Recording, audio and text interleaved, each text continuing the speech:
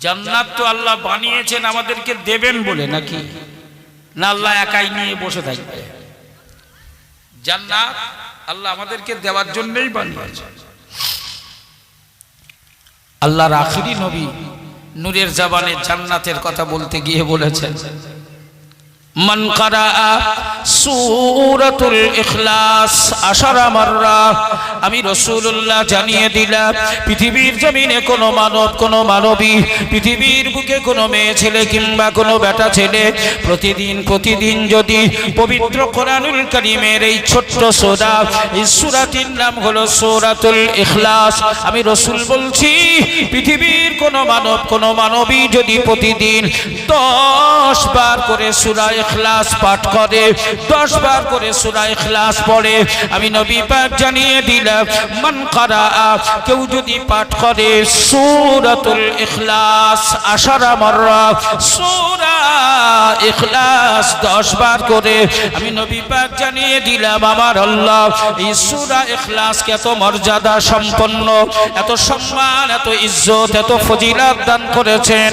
আল্লাহ নবী সূরা ইখলাসের বর্ণনা দিতে গিয়ে নবী বললেন, হে আমার সাহাবায়ে কেরামেরা, আমি রাসূলুল্লাহ জানিয়ে দিলাম, তাদিলু সুলুসাল কোরআন। জোরে বলুন সুবহানাল্লাহ।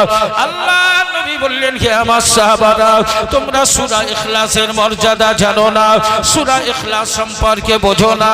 আমি রাসূলুল্লাহ জানিয়ে দিলাম, পবিত্র কোরআনুল কারীম 30 পারা কোরআন শরীফ, 30 পারা কোরআনুল মাজিদ, 30 পারা কোরআনুল হাকীম, 30 পারা কোরআনুল কারীম, এই 30 পারা কোরআনের যত মর্যাদা, 30 পারা কোরআনের যত ফজিলত, 30 পারা কোরআনের যত বরকত, আমি রাসূলুল্লাহ জানিয়ে দিলাম। আল্লাহ পাক একটি ছোট্ট সূরা, এই সূরাটির নাম হলো সূরা ইখলাস। আমার আল্লাহ এই ছোট্ট সূরা, সূরা ইখলাসকে 30 পারা কোরআনের 3 ভাগের 1 ভাগ মর্যাদা দিয়েছে। এটা বলা যাবে না? রাসূল বললেন, তাদিলু সুলুসাল কোরআন সূরাতুল ইখলাস। আল্লাহ নবী জানালেন, পৃথিবীর কোনো মেয়ে ছেলে, কোনো বেটা ছেলে, পৃথিবীর কোনো নারী কিংবা কোনো পুরুষ এশার নামাজ সমাধা করে বিছানায় ঘুমাতে যাওয়ার সময় ডান দিকে কাত হয়ে ডান হাতের উপরে মাথা রেখে আমি রাসূল বলছি সূরা ইখলাস 3 মাররা, 3 বার যদি সূরা ইখলাস পাঠ করে ঘুমিয়ে যায়, আমি নবী পাক জানিয়ে দিলাম, যে ব্যক্তি, যে মেয়ে ছেলে, যে বেটা ছেলে সূরা ইখলাস 3 বার পড়ে ঘুমাবে, আমার আল্লাহ পাক ওই মহিলা, ওই পুরুষের নামায়ে আমলে 3 বার সূরা ইখলাস পড়ার কারণে 1 খতম কোরআন পড়ার সওয়াব লিখে দেবে। যদি বলা যাবে না?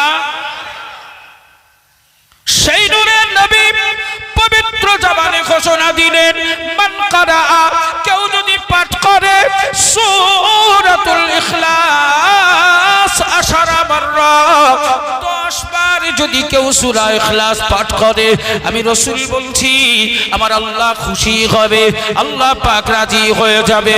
কাসরান ফিল জান্নাহ, যে ব্যক্তি 10 বার সূরা ইখলাস পাঠ করবে, আমার আল্লাহ পাক খুশি হয়ে হাসরের মহামাঠ, মহাময়দানে বিচারের পর্বটা সহজ করে দেবে। শুধু সহজ করে দেবে না, কাসরান ফিল জান্নাহ, ওই ব্যক্তির জন্য আমার আল্লাহ দয়ার জান্নাতে সুন্দর একটি বিল্ডিং দান করে দেবে। কতবার পড়তে হবে সূরা ইখলাস? কতবার পড়তে হবে? চট করে বলো। জান্নাতে একটা বাড়ি পাওয়া যাবে, জান্নাতে একটা ঘর আল্লাহ দান করবে, জান্নাতে একটা বিল্ডিং আপনাকে দেবে, একটা ঘরের মালিক বানিয়ে দেবে। রাসূল বললেন 10 মাররা, 10 বার করে যে সূরা ইখলাস পড়বে। কবার? সবাই মিলে বলেন। আল্লাহর হাবিব আবার জানালেন মান কারা সূরাতুল ইখলাস 20 মাররা। আমি রাসূল বলছি পৃথিবীর কোন মেয়ে ছেলে বেটা ছেলে সূরা ইখলাস যদি 20 বার করে পাঠ করে, কতবার? 20 বার। নবী বললেন 20 মাররা, 20 বার করে যদি কেউ পাঠ করে কাসরাইনি ফিল জান্নাহ, আমার আল্লাহ পাক খুশি হয়ে ওই ব্যক্তিকে 2খানা জান্নাতের ঘর আমার আল্লাহ দান করে দেবে। 10 বার পড়লে একটা, 20 বার পড়লে দুটো ঘর, দুটো বিল্ডিং আল্লাহ দেবে জান্নাতে। 20 বার করে সূরা ইখলাস পড়লে মান কারা সূরাতুল ইখলাস 30 মাররা। আল্লাহর নবী বললেন কেউ যদি সূরা ইখলাস পাঠ করে 30 বার,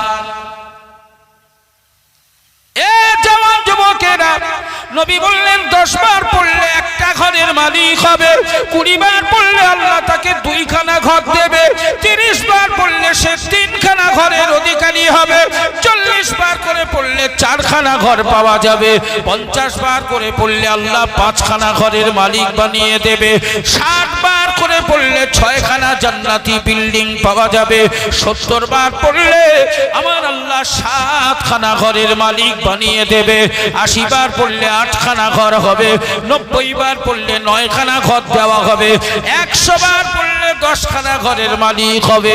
ঠিক এমনি করে সূরা ইখলাস যদি কোনো ব্যক্তি প্রতিদিন 1000 বার করে পাঠ করে, আমার আল্লাহ পাক খুশি হয়ে ওই ব্যক্তিকে 100 জান্নাতি ঘরের মালিক বানিয়ে দেবে।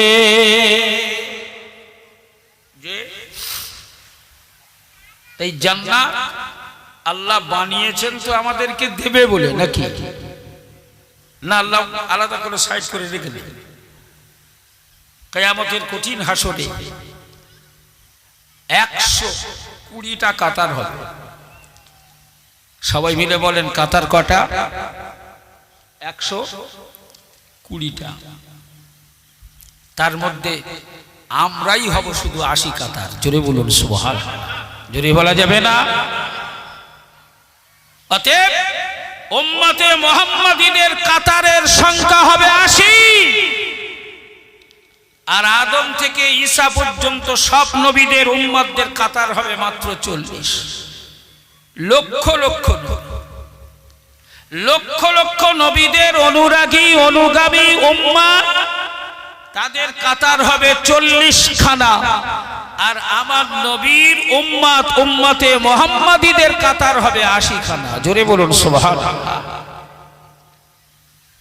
এবং ওই উম্মতে মুহাম্মাদীদের জন্য আল্লাহর পক্ষ থেকে সর্বপ্রথম জান্নাতের ফয়সালা দেওয়া হবে। জোরে বলুন সুবহানাল্লাহ। জোরে বলা যাবে না? হে জওয়ান যুবকেরা, ও সোনার মানিকেরা, আমি গুনাহগার খায়রুজ্জামান আপনাদের কাছে পবিত্র কোরআনুল কারীম থেকে কয়েকটি আয়াতে কারিমা তেলাওয়াত করেছিলাম সূচনাতে। এই আয়াতের দিকে আপনাদেরকে নিয়ে যাব। শোনা আমার ওহিদ আলী ভাই আজ যোগ্য সন্তান হিসাবে ভাটিপোতায় প্রতিষ্ঠিত হয়েছে। তার বাপের নামে সোয়াব রেসানি দীর্ঘ সময় ধরে, দীর্ঘ কয়েক বছর যাবত ধরে আসছে। আজ বছরেও তার বাপের সোয়াব রেসানিতে তার মা জননী অংশ নিয়েছে। বাবার মায়ের সোয়াব রেসানি একসাথে অনুষ্ঠিত হচ্ছে। হে সুদর্শন যুবক, আজ তুমি তকদিরওয়ালা, আজ তুমি নসিবওয়ালা, আজ তোমার কপালটা বড়। তুমি বাপের পিয়ারা সন্তান হিসাবে নিজেকে প্রতিষ্ঠিত করতে পেরেছো। অনেক সোনার মানিক, অনেক আওলাদ, অনেক বাচ্চারা আছে যাদের ঘরে সবার অংশ নেওয়ার মতো, সবার বসবাস করার মতো জায়গা হয়, তার জন্মদাতা পিতার জায়গা হয় না। গর্ভধারিণী জনম দুঃখিনী মায়ের জায়গা জোটে না, বাকি সকলের জায়গা হয়। তার ছেলের জন্য আলাদা ঘর বরাদ্দ হয়, জামাই মেয়ের জন্য আলাদা ঘর বরাদ্দ হয়, আর আত্মীয় স্বজনের জন্য মেহমানরা এসে থাকবে ওর জন্য আলাদা ঘর বরাদ্দ হয়, বসবাস করার জন্য 4-5 কামরা 6 কামরা 7 কামরা ঘর বানায়। ওই 7 কামরা ঘরের সিঁড়ির নিচে বানানো, সিঁড়ির নিচে তৈরি করা সিঁড়ি ঘরেও তার বাপের মায়ের জায়গা হয় না। এমন ছেলেও এই পৃথিবীর জমিনে ভুরি ভুরি দেখা যায়, যায় না যায় না? সকলের ভাগ জোটে, বাপ মানটা জোটে। এ জওয়ান যুবকেরা, ও সোনার মানিকেরা, আল্লাহর আখিরি নবী, আল্লাহর আখিরি পয়গম্বর জানালেন পৃথিবীর জমিনে কোন সন্তান যদি তার বাপের প্রিয় পাত্র হয়, তার মা জননী তার জন্য দুহাত পেতে যদি মালিকের দরবারে দোয়া চায়, আমি রাসূলুল্লাহ জানিয়ে দিলাম ওই সন্তানটা আল্লাহর জান্নাতি হওয়ার ব্যাপারে কোন রকম কোথাও কোনো বাধা পাবে না। বিনা বাধায় আল্লাহর জান্নাতের অধিকারী হবে। এ জওয়ান যুবকেরা, ও সোনার মানিকেরা, বাপ আর মায়ের ব্যাপারে অনেক ছেলে বাচ্চারা আছে, দেখা যায় মায়ের যন্ত্রণা, বাপের যন্ত্রণা, বাপ আর মা তাদের কাছে যন্ত্রণার কারণ হয়। ছেলে হাজী সাহেব, ছেলে ডাক্তার, ছেলে মাস্টার, ছেলে 2 চাকা 4 চাকা গাড়িতে চড়ে বেড়ায়। ও জওয়ান যুবকেরা, সব কিছুর ব্যাপারে ছেলে 1 নাম্বার, কিন্তু ওই বাচ্চার ঘরে মায়ের এক চিলতে জায়গা হয় না, মায়ের এক ফোঁটা জায়গা হয় না। অনেক ছেলে আছে মাস্টার, ডাক্তার, উকিল, ইঞ্জিনিয়ার, ব্যারিস্টার, অনেক ছেলে আছে হাফেজ, আলেম, অনেক ছেলে আছে মুফতি, মুহাদ্দিস, মুফাসসির। কপাল খারাপ, নসিব খারাপ, তকদির খারাপ। ওই ছেলেগুলোর বাপ মা দুনিয়ার জীবনে ভিক্ষা করে করে জীবন কাটায়। গ্রামে ভিক্ষা করতে আমাদের বাপ মারা যায় না, যায় না? অনেক ছেলে আছে মায়ের আঁচলটা ধরে টেনে ঘর থেকে বার করে দেয়। অনেক ছেলে আছে বাপের গলা ধাক্কা দিতে দিতে বাইরে বার করে দেয়।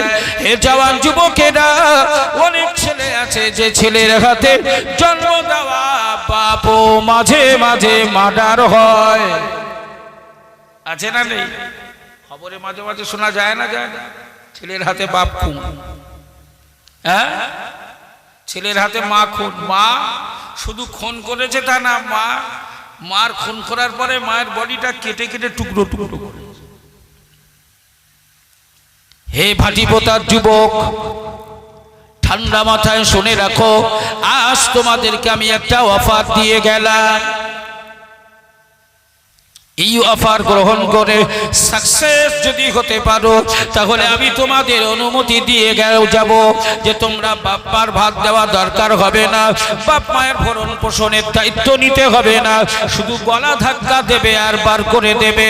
এই অফারটায় যদি সাকসেস হতে পারো, এ ভাটিপোতার সুদর্শন যুবক, হৃষ্টপুষ্ট চেহারার অধিকারী, গায়ে অসংখ্য শক্তি, অসংখ্য পাওয়ার, অসংখ্য ক্ষমতা, তুমি একাই বার হলে গোটা ভাটিপোতা থরথর থরথর করে কাঁপে।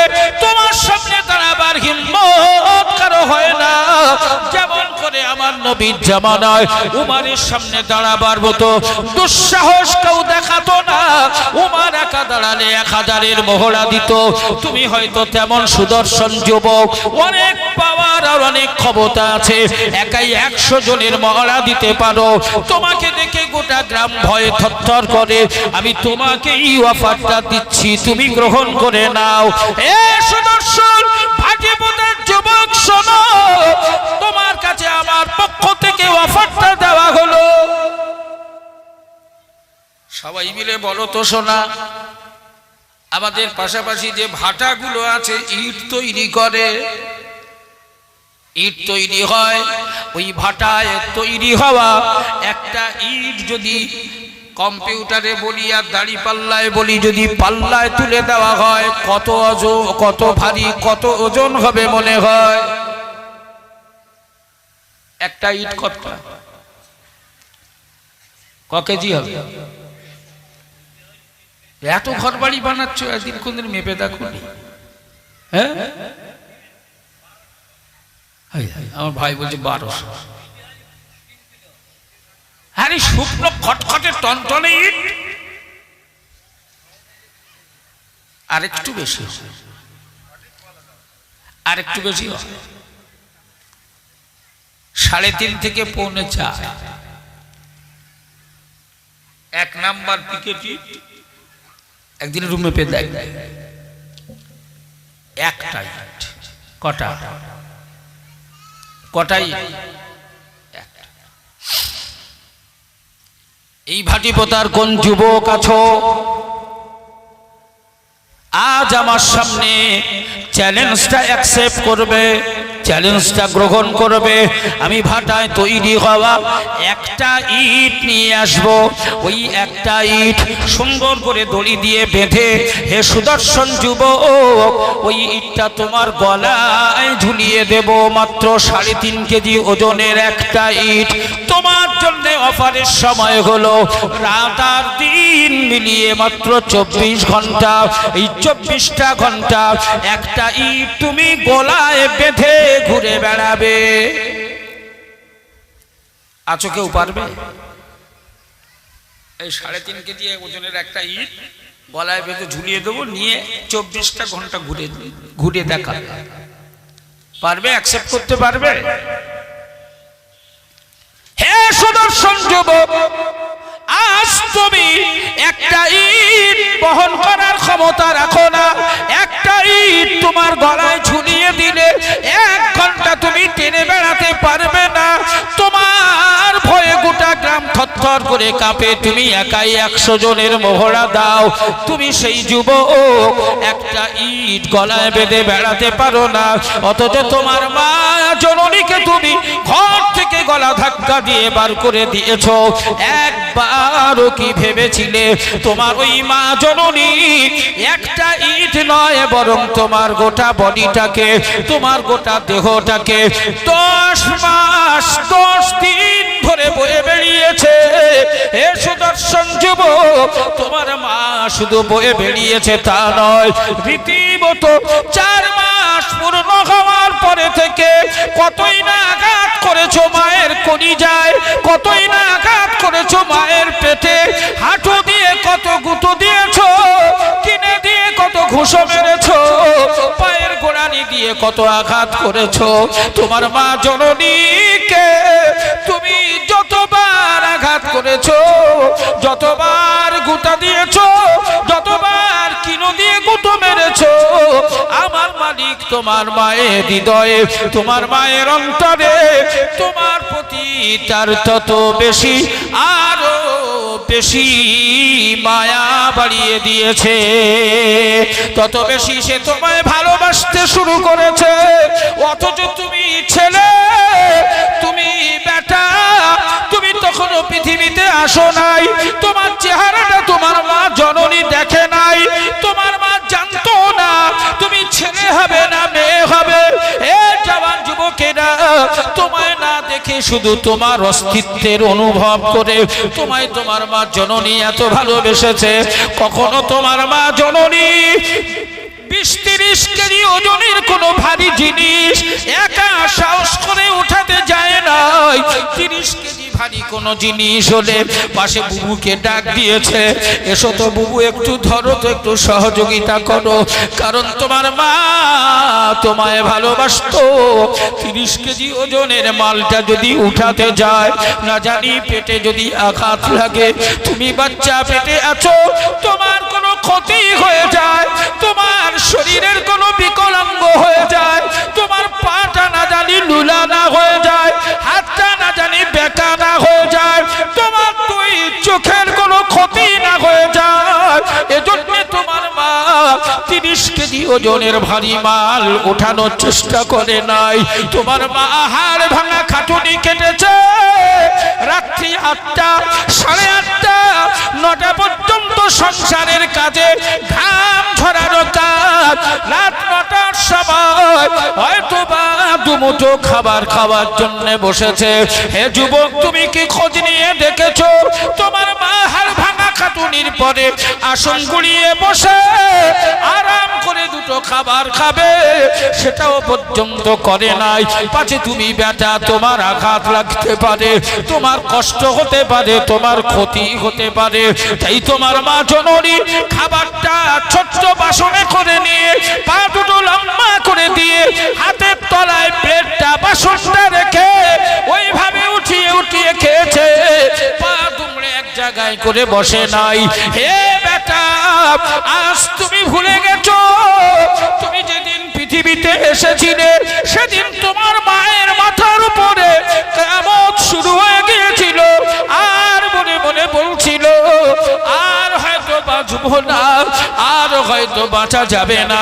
তাই রাসূল বলেছেন, মা জননীর যখন প্রসব যন্ত্রণা শুরু হয়, আমি রাসূল জানিয়ে দিলাম ওই মায়ের প্রসব যন্ত্রণা যত মিনিট যত ঘন্টা ধরে চলে, আমার আল্লাহ পাক খুশি হয়ে ওই মায়ের প্রসব যন্ত্রণার প্রতিটি মিনিটের বিনিময়, এক একটা মিনিটের বিনিময়ে আমার আল্লাহ ওই মায়ের নামায় বলে এক একটা কবুলিয়াত হজের সওয়াব লিখে দেয়। হে সুদর্শন যুবক, তোমার মা প্রসব যন্ত্রণায় ছটফট ছটফট করছিল, একটা সময় এমন সময় এসে গেল জ্ঞান হারিয়ে ফেললো, অজ্ঞান হয়ে গেল, বেহুশ হয়ে গেল। তুমি কলিজার টুকরা সোনার মানিক পৃথিবীতে চলে এলে, তোমার মা যখন হোশ ফিরল এদিক ওদিক তাকাতে লাগলো। এ জওয়ান যুবকেরা, ওই মা জননী তোমার কচি চেহারাটা, তোমার নরম তুলতুলে মুখটার দিকে একবার তাকানোর সাথে সাথে সব যন্ত্রণার কথা ভুলে গেল, মায়ের আর কোনো যন্ত্রণার কথা মনে পড়ে না। তোমার চেহারা দেখেই ওই মায়ের মুখে মুচকি হাসি। মা জননী হেসে ইশারা করে বলে, আমার আদরের সোনা সোনার বাড়ি, আমার কলিজার টুকরা সোনার মানিককে আমার বুকের কাছে একটু নিয়ে আয়, আমার কোলের ভেতরে একটু নিয়ে আয়। কোলের ভেতরে করে নিয়ে তোমার এই কচি চেহারা, তোমার এই কচি মুখে মা জননী হাসি মুখে স্তন দিয়েছিল। আয় বাবা, আমার বুকে আয়। যে মা জননী তোমার নেলবেল নেলবেল করা অবস্থায় প্রসব যন্ত্রণা, ওসব যন্ত্রণা সহ্য করে তোমাকে বুকের ভেতরে করে কলিজার সঙ্গে মিশিয়ে তোমার মুখের মধ্যে স্তনটা দিয়ে দুগ্ধ পান করিয়েছে, আজ তুমি বেহায়া সন্তান, সেই মাকে গলা ধাক্কা দিয়ে বার করে দাও। তোমার শ্বশুরের জায়গা হয়, শাশুড়ির জায়গা হয়, বন্ধুর জায়গা হয়, বান্ধবীর জায়গা হয়, তোমার নাতি নাতনির জায়গা হয়, অথচ তোমার মায়ের জায়গা তোমার ঘরে হয় না। আল্লাহর নবী বললেন, শোনো, পৃথিবীতে যার ঘরে মায়ের জায়গা হয় না, যার ঘরে বাপের জায়গা হয় না, পৃথিবীতে যার হৃদয়ে যার অন্তরে মায়ের স্থান নাই, মায়ের জায়গা নাই, মা বাপের জায়গা নাই, আমার আল্লাহ ওকে কখনো জান্নাতের জায়গা দেবে না, ও কখনো জান্নাতের জায়গা পাবে না। যার অন্তরে মায়ের জায়গা হবে, আল্লাহর পক্ষ থেকে ওর জান্নাতের জায়গা নসিব করা হবে। যার হৃদয়ে বাপের জায়গা হবে, ও আল্লাহর জান্নাতি জায়গার মালিক হয়ে যাবে। জোরে বলা গেল না সুবহানাল্লাহ? আর একটু জোরে বলতে পারলেন না? অসুবিধা হচ্ছে? এই গুছিনা কষ্ট হচ্ছে বাবা, কষ্ট হচ্ছে? খুব বেশি সময় কষ্ট দেব না। এই তো দেখতে দেখতেই 11:20 বাজে, সব মিলিয়ে আর 40টা মিনিট। কষ্ট করা যাবে ইনশাল্লাহ? ধৈর্য থাকবে? এই ধৈর্য থাকবে তো? মনোযোগ আছে? একটু তকবীর দাও দিন, একটু চেপে এসো না। আমার ছেলেরা একদম বাইরে চলে যাওয়ার পর একটু এসো, একটু এসো বাবা। আমার ভাইরা সব বাইরে চলে যাওয়ার উপক্রম, একদম পিছনে হয়ে গেছে, একটু এসো। একটু চেপে চেপে এসো, এই সামনে ফাঁকাটা একটু এসো, একটু তাকবীর দাও দিন দেখি, মনোযোগ কিরাম আছে দেখি, একটু তাকবীর দাও, নারায়ে তাকবীর, মাশাআল্লাহ। আর একটু প্রাণ ভরে তাকবীর দেওয়া যাবে, নারায়ে তাকবীর, নারায়ে তাকবীর। সিলসিলায়ে হক মুজাদ্দিদুজ জামান। এখনো দেখবেন আমাদের কিছু আলেম ওলামা আছে, আমাদের কিছু আলেম ওলামারা আছে, কিছু বক্তা আছে নাম করা করা বড় বড় বড়, তারা মাইকে তাকবীর দিতে গিয়ে বলে সিলসিলায়ে হক ফুরফুরা শরীফ, সিলসিলায়ে ফুরফুরা শরীফ। এই পাগল, ফুরফুরা শরীফ কোন সিলসিলা হয়? হ্যাঁ, ফুরফুরা শরীফ কোন সিলসিলা হয়? ফুরফুরা শরীফ তো একটা গ্রামের নাম, একটা জায়গার নাম। তো গ্রাম জায়গা সে কখন সিলসিলা হয়? সিলসিলার ক্ষেত্রে ফুরফুরা শরীফকে ব্যবহার করা যাবে না। সিলসিলা হলো আমার মুজাদ্দিদুজ জামান দাদা হুজুর কেবলার, তাই সিলসিলা দাদা হুজুরের, ফুরফুরার সিলসিলা নয়। আপনি সিলসিলা বাদ দিয়ে যখন গ্রামের নাম বলবেন তখন বলবেন ফুরফুরা শরীফ। ফুরফুরা হলো একটা পবিত্র জায়গা। আর যখনই সিলসিলা তখন কি হবে? সিলসিলায়ে মুজাদ্দিদুজ জামান দাদা হুজুর কেবলা, মুজাদ্দিদুজ জামান দাদা হুজুর কেবলার সিলসিলা। এটা ফুরফুরার হুজুররাও দেখবেন আমার মতো স্টেজে প্রতিবাদ করে যে তোমরা ফুরফুরা শরীফ সিলসিলা ফুরফুরা শরীফ বলো কেন? ফুরফুরা তো একটা গ্রামের নাম। যে তাহলে আমরা নারা দেব, আমরা ধ্বনি দেব মুজাদ্দিদুজ জামান দাদা হুজুর কেবলার সিলসিলার উপরে, ফুরফুরা শরীফ সিলসিলায় নয়। এই সবাই মিলে তাকবীর দাও দেখি, নারায়ে তাকবীর, নারায়ে তাকবীর। সিলসিলায়ে হক মুজাদ্দিদুজ জামান, সিলসিলায়ে হক মুজাদ্দিদুজ জামান, মুজাদ্দিদুজ জামান দাদা হুজুর কেবলার সিলসিলা, মুজাদ্দিদুজ জামান দাদা হুজুর কেবলার সিলসিলা। নারায়ে তাকবীর। আল্লাহ কবুল করে নিক, সকলে বলেন আমিন, জোরে বলেন আল্লাহুম্মা আমিন। তাহলে আমি কিন্তু আপনাদেরকে বলেছিলাম প্রত্যেকটা মানুষের জীবনে তিনটে প্রশ্ন বাস্তবায়ন করতে হবে। সেই প্রশ্নগুলো একটাও বলা হয়নি। আমি কি আপনাদেরকে নিয়ে ওই তিনটে প্রশ্নের কাছে একটু নিয়ে যাব? সবাই যাবেন একটু ওখানে? কি কি প্রশ্ন এটা শুনেছি। আমি কে, আমার পরিচয় কি, দ্বিতীয় প্রশ্ন আমার বাপের বাড়ি কোথায়, আমার মায়ের বাড়ি কোথায়। এটা জানার জন্য দুটো দিক আছে, ঠান্ডা মাথায় শুনতে হবে। আমি কিন্তু বাবু ওই কানে হাত দিয়ে আপনাদেরকে কোনো কিস্সা কাহিনী শোনাতে পারবো না, কারণ ও কিস্সা কাহিনী শোনা আমি অনেক আগে থেকেই বাদ দিয়েছি। আমি চেষ্টা করি কোরআন হাদিসের মূল জিস আমার কলেমার ভাইগুলোর কাছে, কলেমার বোনগুলোর কাছে যাতে পৌঁছে দেওয়া যায়, যাতে করে হাসরের মাঠে গিয়ে আমি আল্লাহকে বলতে পারি যে আল্লাহ আমি চিটিংবাজি করিনি। আমি হাদি হিসাবে চেষ্টা করেছিলাম সঠিক ইসলামের কিছু তথ্য আমার ভাইদের কাছে পৌঁছে দেওয়ার, এটা আমি চেষ্টা করেছি। কে মেনেছে কে মানেনি, কে নিয়েছে কে নেয়নি এটা তাদের ব্যাপার, কিন্তু আমি চেষ্টা করেছিলাম। আল্লাহ এটা জানার জন্য দুটো দিক আছে, একটা হলো বিজ্ঞান আর একটা হলো কোরআন। এই দুটোর কাছ থেকে আপনাকে জানতে হবে আপনি কে, আপনি কোথা থেকে এসেছেন এবং আপনার দায়িত্ব কি। তাহলে প্রথমে একটু বিজ্ঞানের কাছ থেকে জানি। বিজ্ঞানকে একটু জিজ্ঞাসা করুন তো যে আপনি কে, আপনার পরিচয় কি। যদি বিজ্ঞানের কাছে আপনি জিজ্ঞাসা করেন ও আপনার কি বলবে, কি উত্তর দেবে? বিজ্ঞান বলবে তুমি হলে একজন ন্যাচারাল সিলেকশন, প্রকৃতির খামখেয়ালিপনায় অটোমেটিক তুমি তৈরি হয়েছ। তোমার এই পরিচয় তোমার সামনে তুলে দেবে। দ্বিতীয়,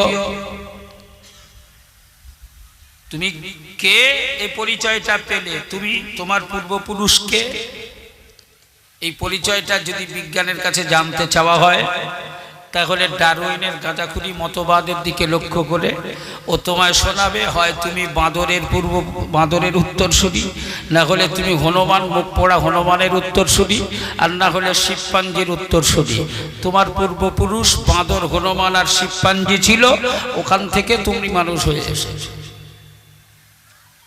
তারপরে যদি জানতে চাও যে আমার বাপের বাড়ি কোথায়, সবাই মিলে বলো তো শোনা, বাঁদর, হনুমান আর শিবপাঞ্জিরা থাকে কোথায়? কথা বলেন। আর স্পষ্ট ভাষায় বলতে হবে তো, হয় আমাজন জঙ্গল বলো, না হলে সুন্দরবন জঙ্গল। জঙ্গল ছাড়া বাঁদর, হনুমান আর শিবপাঞ্জি থাকে কোথায়? তাহলে বাপের বাড়ি কোথায়? আমাদের মায়ের বাড়ি সুন্দরবন জঙ্গলে, আর ওখান থেকে এসেছি আমরা। তাহলে বিজ্ঞান আপনাকে এই মর্মে মেসেজ দেবে, তুমি প্রকৃতির খামখেয়ালিপনায় অটোমেটিক সৃষ্টি হয়েছো, আর তুমি এসেছো জঙ্গল থেকে। 3 নম্বর প্রশ্ন হলো, তোমার দায়িত্ব কি, তোমার করণীয় কি? বিজ্ঞান আপনাকে উত্তর দেবে, বাঁদরের দাঁত খিচুনি, আর মুখ পড়া হনুমানের কোলা খাওয়া, আর শিবপাঞ্জির বদখেয়ালিপনা, এই সব মিলিয়ে বাঁদরামি করা ছাড়া আর দায়িত্ব কিছু নেই। এছাড়া আর কি বলবে? এছাড়া আর কিছু বলতে পারবে? আমি রিসেন্টলি 3-4 বছর একটা জিনিস খুব গভীরভাবে লক্ষ্য করছি। কোরআনের তাফসীর হচ্ছে, জলসা জুলুস হচ্ছে, আলেম ওলামারা ওয়াজ নসিহত করছে, এক চেটিয়া কোরআনের তাফসীর হচ্ছে, আর আমাদের ছেলেরা, যুবক ছেলেরা ফুচকার দোকানে, ইমিটেশনের দোকানে আর রাস্তায় জোট বেঁধে গল্প গুজব করে, আড্ডা মেরে, বদমাইশি করে সময় কাটাচ্ছে, কোরআনের মাহফিলে বসে না। এরকম ঘটনা এই 3-4 বছর ধরে বিভিন্ন জায়গায় দেখা যাচ্ছে না? যাচ্ছে না? যুবক ছেলেরা বসছে, জলসা বসে না। কারণ যদি কারোর ধারণা হয় যে সে, তার পূর্বপুরুষ এক সময় বাঁদর ছিল, হনুমান ছিল, শিবপাঞ্জি ছিল, সেইখান থেকে সে মানুষ হয়েছে, অতএব তার বাপ, তার দাদা, তার পরদাদা এরা সবাই বাঁদর আর হনুমান ছিল, এই হনুমান থেকে সে এসেছে, তার জন্ম হয়েছে। আর এদের আগমনের ঠিকানা, এরা সবাই ছিল জঙ্গলে, এরা এসেছে জঙ্গল থেকে। এদের পূর্বপুরুষ বাঁদর আর হনুমান, এদের দায়িত্ব হলো বাঁদরামি করা। তো সেই ছেলেটা কখনোই কোরআনের মাহফিলে বসবে বলে মনে হয়? কথা বলে বসবে? ও জানে ওরা সবাই বাঁদরামি করে গেছে, আমরাও কদিন বাঁদরামি করি, যে কদিন থাকে তারপরে দেখা যাবে। হে ভাটিমোতা জওয়ান যুবকেরা, ও আমার আম্মা জান, বোনেরা, বেটিরা, বৌমারা, চলুন বিজ্ঞানকে সাইড করে রাখুন, আপনি কোরআনের কাছে চলুন, কোরআনকে জিজ্ঞাসা করুন, হে কোরআন আমি কে, আমার পরিচয় কি, আমায় বলো। আল্লাহর কোরআন আপনায় জানিয়ে দেবে, ইয়া আইয়ুহান নাস, মহান মালিক, মহান রব জানালেন, হে পৃথিবীর মানব জাতিরা, ও আমার পৃথিবীর মানব মানবীরা, ইন্না খালাকনাকুম, অবশ্যই আমি রব তোমাদেরকে সৃষ্টি করেছি, আমি রব তোমাদেরকে বানিয়েছি, আমি তোমাদের মালিক, আমি তোমাদের স্রষ্টা, আমি তোমাদেরকে সৃষ্টি করেছি। কিসের থেকে সৃষ্টি করেছি? মহান মালিক বলবেন, ইন্না খালাকনাকুম, অবশ্যই তোমাদেরকে আমি সৃষ্টি করেছি, মিন যাকারি ওয়া উনসা, একজন পুরুষ এবং একজন নারীর মাধ্যম হতে। আল্লাহ বললেন, তোমার আমাদের পরিচয়, কোরআনকে জিজ্ঞাসা করলে কোরআন আমাদেরকে বলবে আমরা একজন পুরুষ এবং একজন নারীর মাধ্যম হতে সৃষ্টি হয়েছি, আর আমাদেরকে আমার রব, আমার মালিক সৃষ্টি করেছেন। জোরে বলুন সুবহানাল্লাহ। হে জওয়ান যুবকেরা, ও সোনার মানিকেরা, তাহলে মহান মালিক বললেন, শোনো, আমি আল্লাহ তোমাদেরকে মিন যাকারি ওয়া উনসা, একজন পুরুষ এবং একজন নারীর মাধ্যম হতে বানিয়েছি। গোটা পৃথিবী বরেণ্য মুফাসসিরিনে কেরামেরা, আমি খায়রুজ জামান, আমি কম বেশি 13 থেকে 14 খানা তাফসীর দেখেছি। এই 14টা তাফসীরের মুফাসসিরগণেরা এই বিষয়টার উপরে একমত হয়েছেন যে একজন পুরুষ তিনি হলেন আদম শফিউল্লাহ, আর একজন মহিলা তিনি হলেন আম্মা জান মা হাওয়া। হাওয়া না হাওয়া? কথা বলেন, হাওয়া না হাওয়া, কোনটা ঠিক? এ জওয়ান যুবকেরা, আমরা তো মনে করি হাওয়া। না না না, আমার আল্লাহ পাক এই হাওয়াটাকে, এটা সঠিক উচ্চারণ নয়। আমাদের মা জননী যিনি, তিনি হলেন আম্মা জান মা হাওয়া। অতএব হাওয়া কেন হবে? মুফাসসিরিনে কেরামেরা ব্যাখ্যা দিয়েছেন, আল্লাহ পাক আদম শফিউল্লাহ, জিন্দা আদম, জীবিত আদম, জীবিত আদমের বাম পাঁজরের হাড্ডি থেকে আম্মা জান মা জননীকে বানিয়েছেন। তাই জীবিত এই শব্দটা আরবিতে বলা হয় হাইয়ুন। হাইয়ুন মানে জীবিত, জিন্দা। তাই জীবিত আদমের পাঁজরের হাড় থেকে যেহেতু বানানো হয়েছে, তাই আম্মা জান মা জননী এই হাইয়ুন থেকে এসেছে হাওয়া। অতএব এখানে একটা তাসদীদের উচ্চারণ হবে, হাওয়া হলো সঠিক উচ্চারণ। আল্লাহ পাক আমাদেরকে আদম আর মা হাওয়া দুজনের সংমিশ্রণে আমাদেরকে সৃষ্টি করেছেন। ও জওয়ান যুবকেরা, তাই তো আমরা গোটা পৃথিবীর মানব জাতি মিলে আমরা হলাম আদম সন্তান। এখন ভাসুরের নাম সব বৌমা জানে, কিন্তু ধরে না। কেন বলেন? কারণ আছে। সব মিলিয়ে দেখা যাচ্ছে যে আমাদের পশ্চিম বাংলায় এমন একটা পরিস্থিতি তৈরি হয়েছে, যে পরিস্থিতির উপরে নির্ভর করে নিজ নিজ ধর্ম পালনকারী, ধর্ম অনুসরণকারী, ধর্মভীরু মানুষগুলো এখন যেন দিক বিদিক হয়ে, দিক শূন্য হয়ে, দিশেহারা হয়ে খুঁজে বেড়াচ্ছে যে করি কি। ধর্মটা ছিল মৌলভী সাহেবদের কাছে, ধর্মটা ছিল হাফেজ সাহেবদের কাছে, ধর্মটা ছিল নামাজিদের কাছে, ধর্মটা ছিল মোমেনদের কাছে। এখন ধর্মটা হস্তান্তর হয়েছে, অন্য কোনো শক্তি এটা গ্রহণ করে নিয়েছে। আবার এদের মধ্য থেকে কেউ নিজেকে ধর্মের দায়িত্ববান হিসাবে, ঠিকাদারি হিসাবে ঠিকাদার বানিয়েছে। একজন ঠিকাদার আমাদের বাংলার বুকে ধর্ম ঠিকা নিয়েছে, কি একটা অধিকারী না কি আছে, ও সকলার ধর্ম বাঁচানোর ঠিকাদার, ঠিকা নিয়েছে, ও কন্ট্রাক্টর, ঠিকাদার। ওর অধিকার নাকি কারা মেরে ধরে কেড়ে নিয়েছে। অধিকার খুঁজে পাওয়ার জন্য, প্রতিষ্ঠিত করার জন্য উঠে পড়ে লেগেছে। আরে খোকা, তোর অধিকার যদি কেউ কেড়ে নেয়, হ্যাঁ, আমি একসময় 2-3টে মন্ত্র আমার হাতে ছিল, আমি সমবায়ের সভাপতি ছিল, আমি কৃষি মন্ত্রকের এই ছিল ওই ছিল, তাই আমার সব আমার হাতে ছিল, নন্দীগ্রাম আমার হাতে, গোটা হলদিয়া আমার হাতে, এখন আমার কাছে কিচ্ছু নেই, আমার সব অধিকার কেড়ে ছিনিয়ে নিয়েছে। আরে তোর কোনো চ্যাটার্জি ব্যানার্জি যদি অধিকার ছিনিয়ে নিয়ে থাকে, তো যেখানে হারিয়েছিস সেখানে গিয়ে খোঁজ। তুই ধর্মের ঠিকাদার সেজেছিস কেন? হ্যাঁ, হে জওয়ান যুবকেরা, ঠান্ডা মাথায় শুনে রাখুন, মহান মালিক বললেন, আমি তোমাদেরকে সৃষ্টি করেছি একজন পুরুষ এবং একজন নারীর মাধ্যম হতে। তোমরা সবাই হলে আদম সন্তান। আমি আল্লাহ পাক তোমাদেরকে মানব জাতি হিসাবে, মানব জাতির শ্রেষ্ঠত্ব প্রদান করে আমি আল্লাহ তোমাদেরকে বানিয়েছি। আমি হলাম একমাত্র তোমাদের রব। জোরে বলুন সুবহানাল্লাহ। আরো জোরে বলা যাবে না। আপনি কোরআনকে জিজ্ঞাসা করুন আমাদের বাপের বাড়ি কোথায়, আমাদের মায়ের বাড়ি কোথায়, কোরআন আপনাকে জানিয়ে দেবে। ওয়াকুলনা ইয়া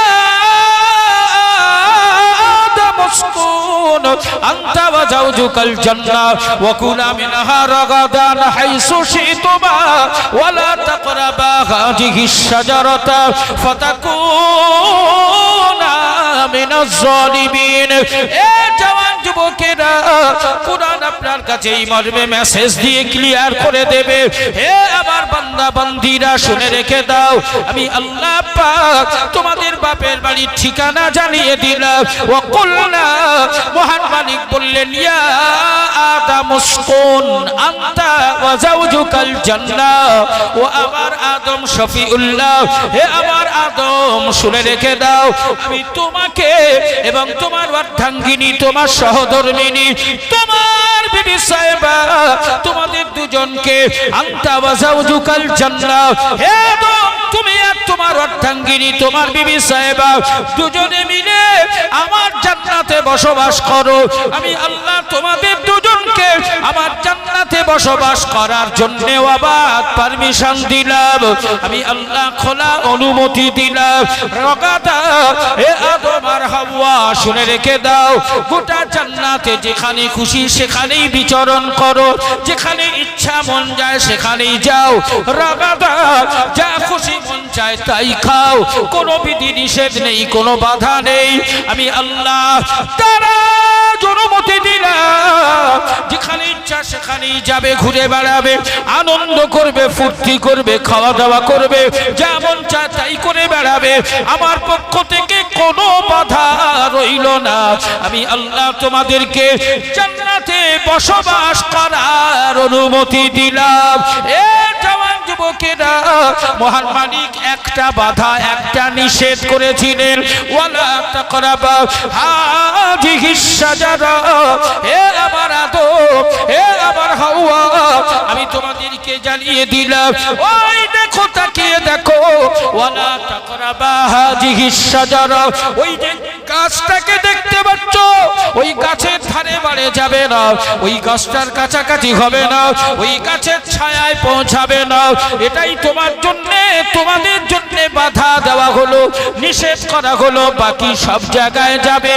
এ জওয়ান যুবকেরা, অতএব আমরা কোরআন থেকে জানতে পারলাম আমাদের বাপ হলো আদম, আমাদের মা হলো হাওয়া, আর আমাদের বাপের বাড়ি আর আমাদের মায়ের বাড়ি ওই জায়গাটার নাম হলো দয়ার জান্নাত। জোরে বলুন, আরো জোরে বলা যাবে না। তাহলে আমাদের বাপ মার বাড়ি কোথায়? কথা বলে সবাই মিলে বলে জান্নাত। জান্নাত থেকে তাড়িয়ে দিল কে? কার জন্য জান্নাত থেকে যা ছাড়তে হলো? কার জন্য জান্নাত ছাড়তে হলো? শয়তান ধোঁকা দিয়ে, বোকা বানিয়ে আমাদের বাপ মাকে জান্নাত থেকে তাড়িয়ে দিয়েছে। বাপের সম্পত্তি হলো জান্নাত, মায়ের সম্পত্তি হলো জান্নাত। ওই জান্নাত থেকে আমরা বিতাড়িত হয়েছি, যার জন্য তার সাথে লড়াই করার জন্য আল্লাহ আমাদের একটা সুযোগ দিয়েছে। যা বাপের সম্পদ পুনরুদ্ধার করে আয়। 40, 50, 60, 70, 80 বছরের হায়াত দিলাম, যা চলে যা।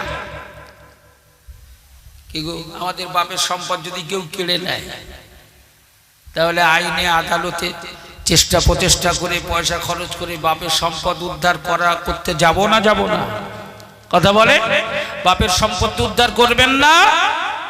মহান মালিক বললেন, বান্দা রে 60 বছর, 70 বছর, 80 বছর হায়াত দিলাম, যা যা যা শয়তানের সাথে যার জন্য ধোঁকা দিয়ে, তার ধোঁকায় পড়ে বাপের সম্পত্তি হারিয়েছিস, জান্নাত থেকে বিতাড়িত হতে হয়েছে, যে তোদের জান্নাত থেকে তাড়িয়ে দিয়েছে, তার সাথে লড়াই করে, তার মুখে ঝামা ঘষে দিয়ে, তার মুখে চপেটাঘাত করে, জুতোর বাড়ি মেরে উচিত শিক্ষা দিয়ে 70 বছরের জীবনে বাপের সম্পদ পুনরুদ্ধার করার জন্য আইন আদালত করে আমি আল্লাহ আমার দরবারে ঈমান নিয়ে ফিরে আয়। আমি আল্লাহ কথা দিলাম তোদের বাপের সম্পদ মায়ের সম্পদ দয়ার জান্নাত আমি আল্লাহ তোদের হাতে উঠিয়ে দেব। জোরে বলা কিন্তু বলতে পারলেন না, আর একটু জোরে হয় না? তাহলে আমরা জানলাম আমাদের বাপের বাড়ি মায়ের বাড়ি হলো জান্নাত। সেই সম্পদকে আমরা হারিয়েছি শয়তানের জন্য।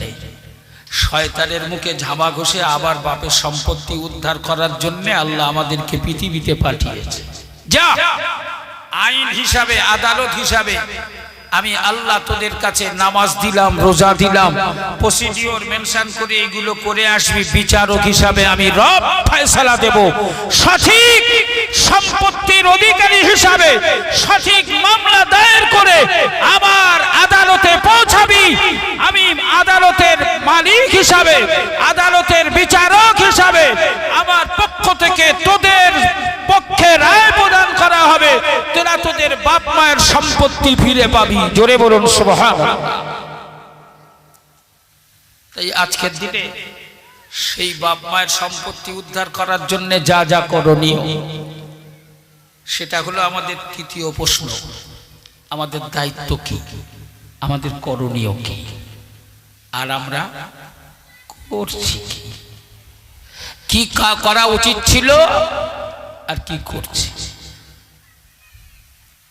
আমাদের ছেলেরা, আমাদের মেয়েরা, আমরা মেলায়, খেলায়, যাত্রায়, সিনেমায়, নাচে, গানে, গল্প গুজবে, তাসে, জুয়ায়, মদে সব মিলিয়ে যে সময়টা পার করি আমার মালিকের জন্যে 4 ভাগের 1 ভাগ তো দূরের কথা, 100 ভাগের 1 ভাগ সময় দেওয়ার সুযোগ হয় আমাদের?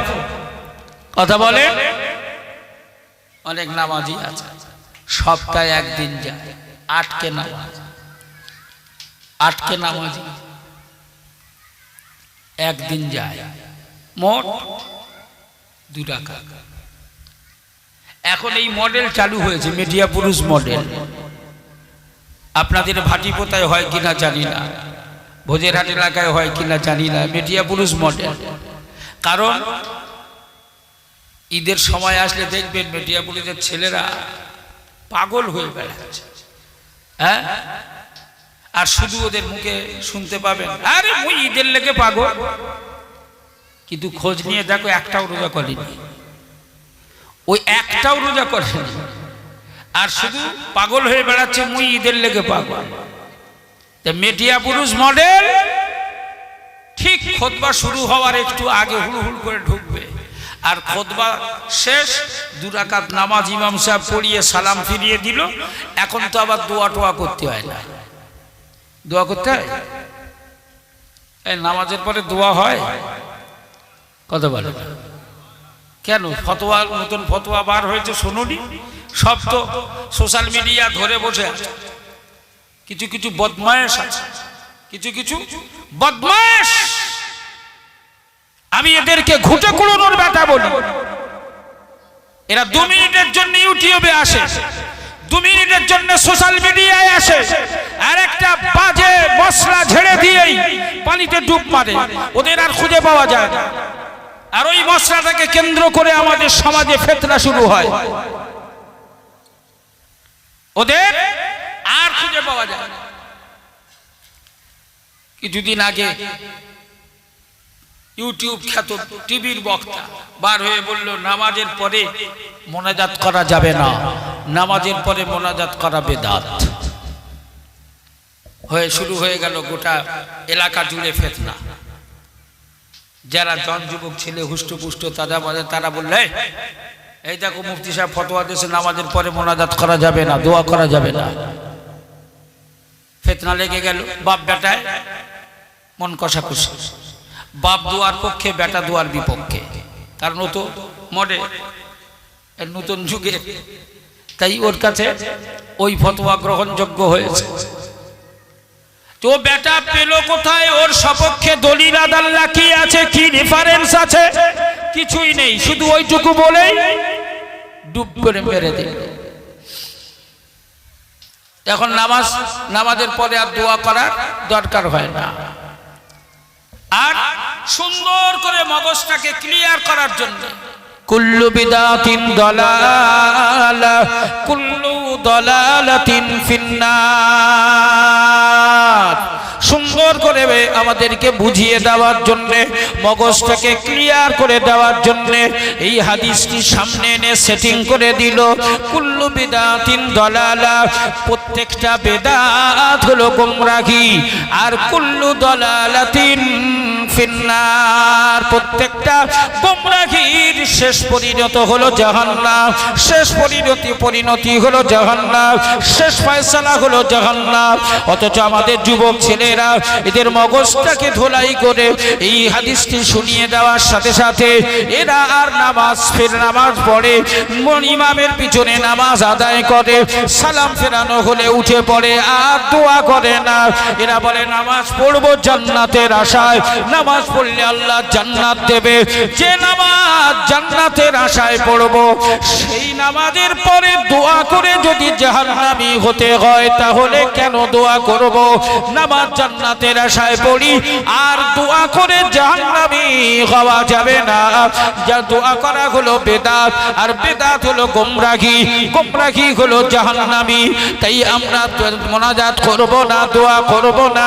হে জওয়ান যুবকেরা, ও সোনার মালিকেরা, বাপ সারা জীবন দোয়ার পক্ষে ছিল, দাদু সারা জীবন দোয়ার পক্ষে ছিল, পদ্মাদু সারা জীবন দোয়ার পক্ষে ছিল, তার বাপ সারা জীবন দোয়ার পক্ষে ছিল। আজ তুমি নতুন ফতোয়া জেনেছো, তাই তুমি তোমার বাপ জাহান্নামী হোক তোমার অসুবিধা নাই, তোমার দাদু জাহান্নামে যাক তোমার অসুবিধা নয়, তোমার পদ্মাদুর কথা মনে পড়ল না, তুমি নিজে জান্নাতি হওয়ার আশায় দোয়া ছেড়ে দিলে। এ ছেলে একবারও কি যাচাই করলে না বাপ দাদা পদ্দাদারা যে মতের উপরে ছিল ওই মতের সপক্ষে কোনো গ্রহণযোগ্য যুক্তি বা দলিল আছে কিনা? এ জওয়ান যুবকেরা, ঠান্ডা মাথায় শোনো, আল্লাহর আখিরি পয়গম্বর, আল্লাহর আখিরি নবী মসজিদে নববীতে বসা, আমার নবী পাক মসজিদে নববীতে বসা, একজন সাহাবী খাড়া হয়ে দাঁড়ালেন, আদবের সঙ্গে আমার নবীর কদমের দিকে তাকিয়ে রইলেন, কোনো কথা বলে না, কোনো কথা বলছে না। আল্লাহর নবী বুঝতে পারলেন আমার সাহাবী কিছু বলতে চায়, আমার সাহাবী কিছু বলতে চায়, বলবে মনে হয়। তাই নবী জিজ্ঞাসা করলেন, ফলানা সাহাবী তুমি কি কিছু বলবে বাবা? ওই সাহাবী আদো আদো নয়নে বললেন, ইয়া রাসূলুল্লাহ, ইয়া হাবিবাল্লাহ, আমার এই মূল্যবান জীবন আপনার পায়ে উৎসর্গ করে দিলাম, আমার এই মূল্যবান জীবনটাকে আপনার কদমে ন্যস্ত করে দিলাম, আমার বাপ আমার মা জননীকে আপনার জন্য উৎসর্গ করে দিলাম। ইয়া রাসূলুল্লাহ, ইয়া হাবিবাল্লাহ, হুজুর আপনি আমাদেরকে বলুন, ইয়া রাসূলুল্লাহ, ইয়া হাবিবাল্লাহ, কখন কোন সময় কোন টাইমে আল্লাহ দরবারে দোয়া চাইলে আমার রব আমার মালিক দোয়া কবুল করে নেয়?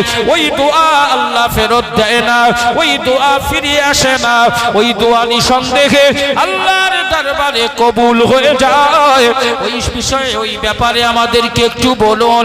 আল্লাহর নবী মুচকি হাসলেন, আমার নবীর মুচকি হাসির সাথে সাথে আমার রাসূলুল্লাহর দুই দাঁতের মাঝখান থেকে আল্লাহ পাকের নূর বেরিয়ে গেল। জোরে বলুন সুবহানাল্লাহ। নবী আমার মুচকি হাসতে হাসতে বললেন, ও আমার সাহাবায়ে কেরামেরা, অত্যন্ত গুরুত্বপূর্ণ জিনিস জানতে চেয়েছো, আমি রাসূলুল্লাহ জানিয়ে দিলাম, আমি আল্লাহর আখিরি পয়গম্বর, আমি আল্লাহর আখিরি নবী, আমি আল্লাহর প্রিয় বন্ধু বা দোস্ত। এ আমার সাহাবায়ে কেরামেরা, মহান রব মহান মালিক আমি আখিরি নবী হিসাবে আমার অনুসারী আমার অনুগামী উম্মতে মুহাম্মাদীদের জন্য স্পেশাল কিছু অফার আমার আল্লাহ দান করেছেন। স্পেশাল কিছু অফারের অধিকারী উম্মতে মুহাম্মাদীরা একমাত্র হয়েছে, যা অন্য কোন নবীর জামানায় অন্য কোন নবীর অনুসারী উম্মতদের উপরে আল্লাহ দান করে নাই, কেবলমাত্র উম্মতে মুহাম্মাদীদেরকেই আল্লাহ দান করেছেন। এ আমার সাহাবায়ে কেরামেরা সেই অফারের মধ্যে এক নাম্বার অফার হলো লাইলাতুল ঈদাইন। ও আমার সাহাবায়ে কেরামেরা, দুই ঈদের রাত আল্লাহর দরবারে কবুলিয়াতের রাত, লাইলাতুল ঈদাইন। দুই ঈদের রাতে আল্লাহর দরবারে দোয়া চাইলে দোয়া কবুল করা হয়। লাইলাতুল বারাত, শবে বরাতের রাতে দোয়া চাইলে দোয়া কবুল হয়ে যায়। লাইলাতুল কদর, শবে কদরের রাতে দোয়া চাইলে দোয়া কবুল হয়। লাইলাতুল কদর, লাইলাতুল বারাত, লাইলাতুল ঈদাইন, লাইলাতুল আশুরা, আশুরার রাতে দোয়া চাইলে দোয়া কবুল হয়। তবে হে আমার সাহাবায়ে কেরামেরা, এই রাতে দোয়া চাইলে দোয়া কবুল হয় যেমন, তেমন সকলের দোয়া আল্লাহ কবুল করে না। সবার দোয়া নিঃসন্দেহে কবুল হয় না। কারো কারো দোয়া কবুল না করে ফেরত দেওয়া হয়। যেমন মদ করে দোয়া কবুল হয় না, সুদ করে দোয়া কবুল হয় না, বাপ মার অবাধ্য সন্তানের দোয়া কবুল হয় না, বেনামাজির দোয়া কবুল হয় না, হক নষ্টকারীর দোয়া কবুল হয় না। ঠিক এই রকম কিছু মানুষের দোয়া কবুল না করেই ফেরত দেওয়া হয়।